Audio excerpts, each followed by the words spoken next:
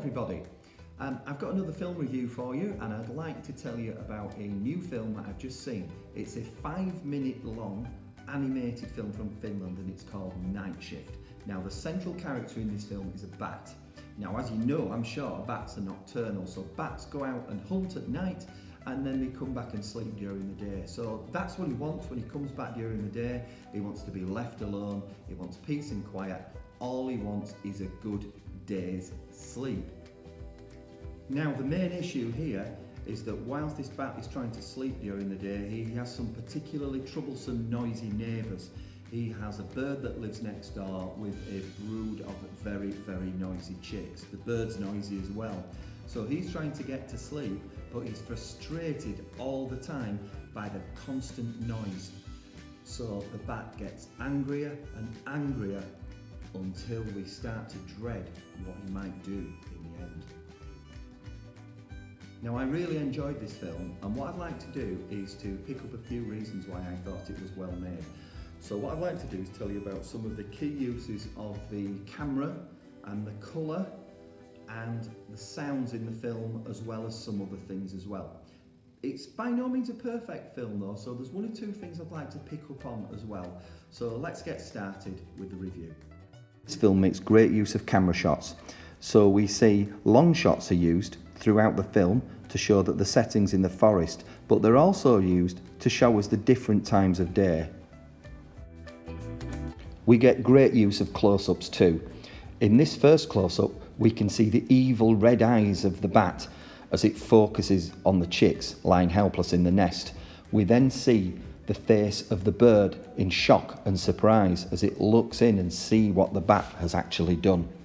This makes the viewer desperate to see the next shot of the film. Colour has been used really effectively too to show the different times of day. We see sunset, sunrise, bright daylight and mysterious moonlight. Daylight's so important in the film as the bat is desperate to sleep when the bird and her chicks are fully awake. Colour is also used as a way to indicate character. As the birds are bright pink, we associate them with happiness and innocence. On the other hand, the bat is dark with bright red eyes. This makes us think that the bat is a menacing character who can't be trusted, especially near the defenceless chicks. In my opinion, the characters are really engaging in this film. The chicks are defenceless, and although we might be annoyed by their constant noise, we don't want them to get hurt. The bird can be extremely annoying too, although to be fair, most of the noise she makes is due to her communicating with her chicks. The story has a brilliant twist. As the bat's been unable to sleep, we think that it must be out for revenge. The ending comes as a real surprise and also provides a moral, telling us that we can't judge everyone by their appearance. So in conclusion, I really like this film.